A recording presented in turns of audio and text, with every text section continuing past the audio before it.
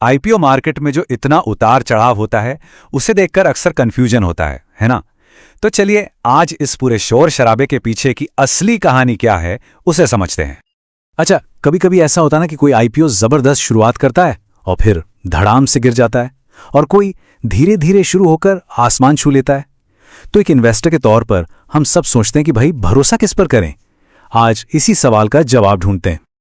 चलिए जरा इन नंबर्स को देखते हैं, ये काफी कुछ बताते हैं।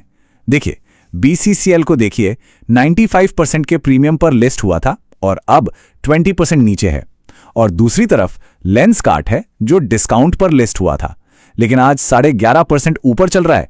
ये तो बड़ी अजीब पहेली है ना। तो बस आज इसी को सुलझाना है। तो इस पहेली को सुलझाने का सबसे अच्छा तरीका क्या है? हम दो कंपनियों की कहानियों को समझेंगे। एक वो जिसने आते ही धूम मचा दी और दूसरी जिसकी शुरुआत थोड़ी धीमी रही।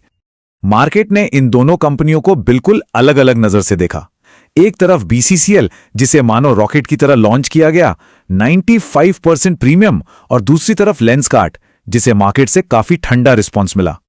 तो सबसे पहले बात करते हैं बीसीसीएल की। पहले ही दिन 95% का जबरदस्त जंप, लेकिन उसके बाद स्टॉक अब 20% नीचे है। तो सवाल यह है कि आखिर गड़बड़ हुई कहां? देखिए, एक्सपर्ट्स का मानना है कि यहां दो अलग अलग बातें हैं। शॉर्ट टर्म में एक रिस्क है जिसे कहते हैं एंकर बुक अनलॉकिंग। इसका सीधा मतलब है कि बड़े इन्वेस्टर्स जिन्होंने पहले पैसा लगाया था वो अब अपने शेयर्स बेच सकते हैं, जिससे सेलिंग प्रेशर आ सकता है। लेकिन अगर लॉन्ग टर्म की बात करें तो कंपनी अपने सेक्टर में मार्केट लीडर है, तो लंबी अवधि के इन्वेस्टर्स को बने रहने की सलाह दी गई है। अब चलते हैं बिल्कुल उल्टी कहानी की तरफ, लेंसकार्ट। इसकी शुरुआत जैसा हमने देखा थोड़ी लड़खड़ाती हुई थी, डिस्काउंट्स पर लिस्टिंग हुई थी। ये कहानी हमें सिखाती है कि शायद लिस्टिंग का दिन ही सब कुछ नहीं होता।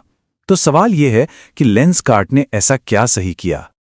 यहां एक बड़ी दिलचस्प कहानी है। एक मार्केट एक्सपर्ट ने बताया कि जब उन्होंने लेंसकार्ट की सिफारिश की तो उन्हें ट्रोल किया गया। लोगों ने कहा कि उन्होंने पैसे लिए हैं, लेकिन उन्हें कंपनी के बिजनेस मॉडल पर इतना यकीन था। उनका मानना था कि लेंसकार्ट जो कर रहा है उसकी नकल करना किसी भी कॉम्पिटिटर के लिए बहुत बहुत मुश्किल है। तो यहां सबसे बड़ा सबक क्या निकल कर आता है? यही कि लिस्टिंग के दिन की शुरुआती चमक दमक से कहीं ज्यादा जरूरी है कंपनी की नींव, यानी उसका बिजनेस मॉडल। और एक्सपर्ट्स का मानना है कि इसी दम पर लेंसकार्ट लंबी रेस में 560 रुपए के लेवल तक भी जा सकता है। अच्छा, अब चलते हैं फाइनेंशियल सर्विसेज सेक्टर में। यहां एक बहुत ही भीड़ वाला सेक्टर है और इसमें दो दिग्गज आमने सामने हैं। ये एक दिलचस्प मुकाबला है, चलिए देखते हैं। तो सोचिए, जब दो इतनी मजबूत कंपनियां हों जैसे कि आईसीआईसीआई प्रू ईएमसी और एचडीएफसी ईएमसी, तो एक इन्वेस्टर के लिए यह चुनना कितना मुश्किल हो जाता है कि कौन बेहतर है।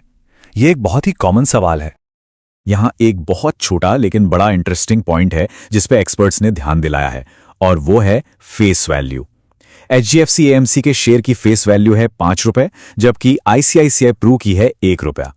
अब कहने को तो ये एक टेक्निकल डिटेल है, लेकिन ये अक्सर इन्वेस्टर्स की सोच पर असर डालता है कि कौन सा स्टॉक सस्ता लग रहा है। तो एक्सपर्ट का फैसला क्या है?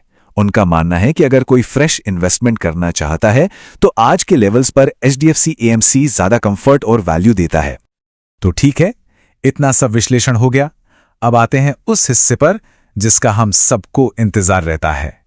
हाल के आईपीओज में से एक्सपर्ट्स की टॉप 3 लॉन्ग टर्म पिक्स कौन सी हैं?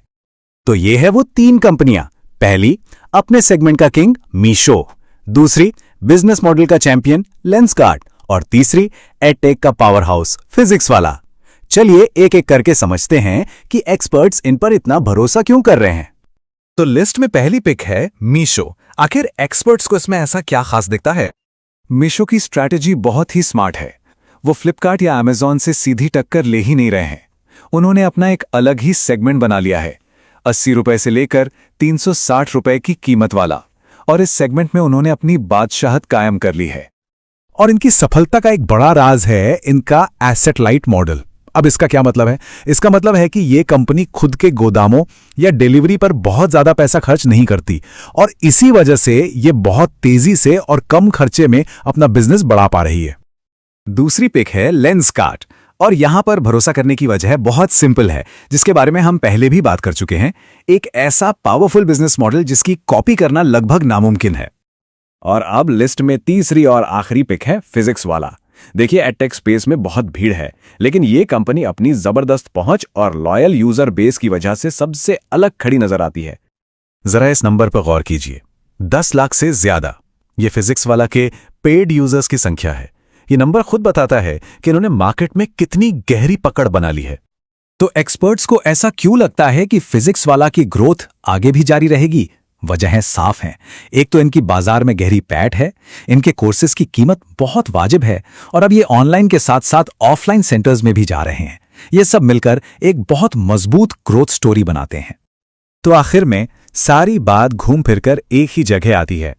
लिस्टिंग के दिन मिलने वाला फायदा तो टेम्पररी हो सकता है, लेकिन एक मजबूत बिजनेस मॉडल हमेशा साथ रहता है।